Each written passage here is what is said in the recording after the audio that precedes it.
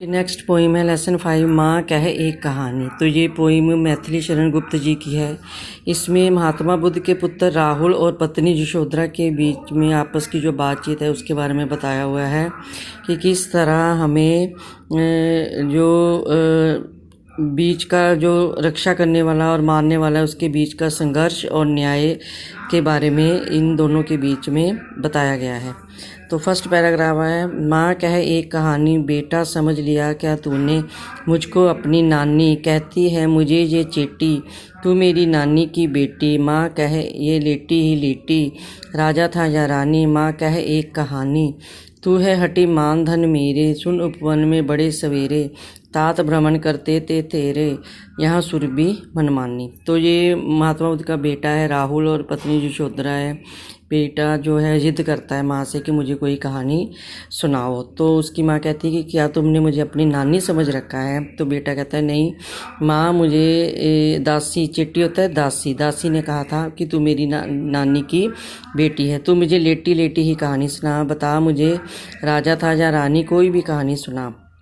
आगे माँ कहती कि तू बड़ा जिद्दी है, मेरे मन की हर बात को तू जानना चाहता है। तो वो अपने पिता के एक बचपन की जो घटना है वो सुनाती है। वो कहती है कि उपवन में बाग, उपवन होता है बाग, बाग में बड़े सवेरे सवेरे, तात होता है पिता, तेरे पिताजी भ्रमण सैर करते थे, घूमने जाते थे, यहाँ सुरभि मनमानी, यहाँ चारों तरफ सुगंध फैली हुई थी।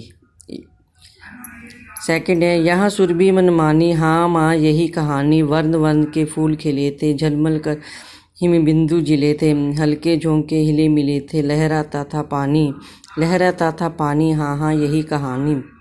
गाते थे खग कलकल स्वर से, सहसा एक हंस ऊपर से, गिरा बिद होकर खर शर से, हुई पक्ष की हानि, हुई पक्ष की हानि, करना भरी कहानी। तो माँ ने कहा कि यहाँ पर हर जगह सुगंध फैली हुई। तो बेटे ने कहा हाँ हाँ माँ यही कहानी मैंने सुननी है। तो माँ ने कहा कि फूल खिले थे, कई तरह के, वर्ण होता रंग, कई रंगों के फूल खिले हुए थे, झलमल झलमल कर सब जगह जो है प्रकृति ने अपना जो प्रकाश बिखराया हुआ था। हवा के हल्के हल्के झोंके ही गिर रहे थे, पानी लहरा रहा था नदियों का, हाँ हाँ यही कहानी।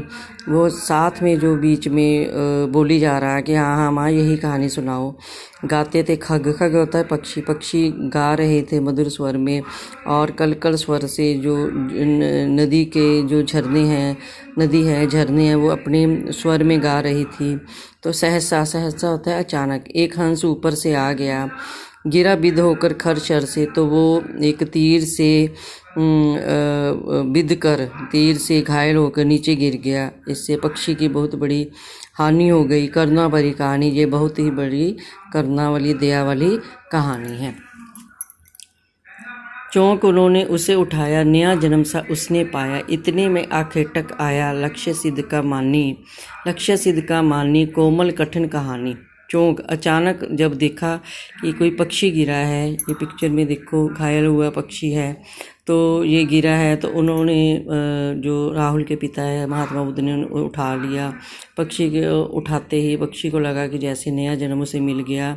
इतने में आखेटक होता है शिकारी, एक शिकारी वहाँ पर आ गया। तो उसने जो शिकार किया था, इस हंस को मारा था, तो उसने कहा कि ये मेरा शिकार है। मांगा उसने आहत पक्षी, तेरे तात किंतु थे रक्षी, तब उसने जो था खग बख्शी, हट करने की ठानी, हट करने की ठानी, अब बढ़ चली कहानी। तो शिकारी ने उससे पक्षी मांगा, तो उन्होंने कहा तुम्हारे पिताजी ने कहा कि नहीं, कि मैंने इसकी रक्षा की है, मैं तुम्हें ये पक्षी नहीं दूंगा।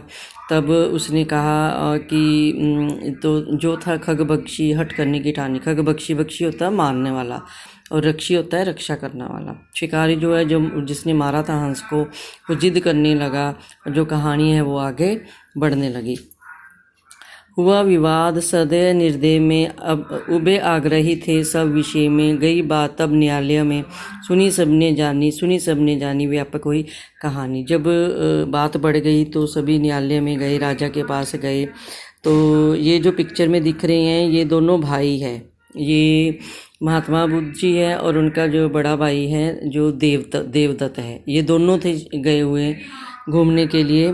तो ये फिर दोनों राजा के पास जाते हैं और न्यायालय में बात पहुंच जाती है। राजा ने सबकी कहानी सुनी। राहुल तू निर्णय कर, इसका न्याय पक्ष लेता है किसका? माँ मेरी क्या बानी, मैं सुन रहा कहानी।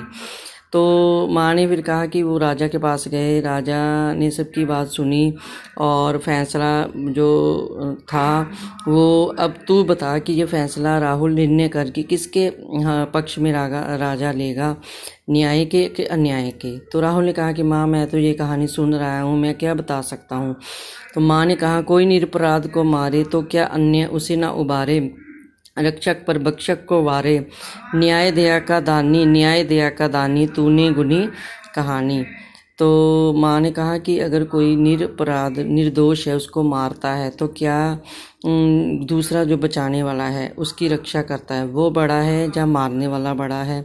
रक्षक पर भक्षक को वारे, रक्षा करने वाला बड़ा है या मारने वाला बड़ा है? न्याय दया का दानी, न्याय दया का दानी। जो न्याय करता है, जो किसी पर दया करता है वही सबसे बड़ा दानी है, वही सबसे बड़ा महान है। बेटा आगे से कहता है तूने गुनी कही, हाँ माँ तूने बहुत अच्छी, बहुत बढ़िया, गुनी, गुणवान वाली, अच्छी जो शिक्षा वाली कहानी मुझे सुनाई है।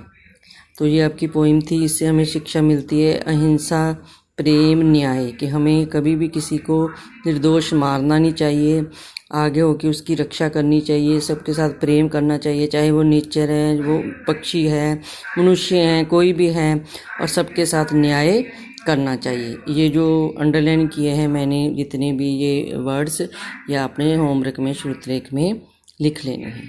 Thank you.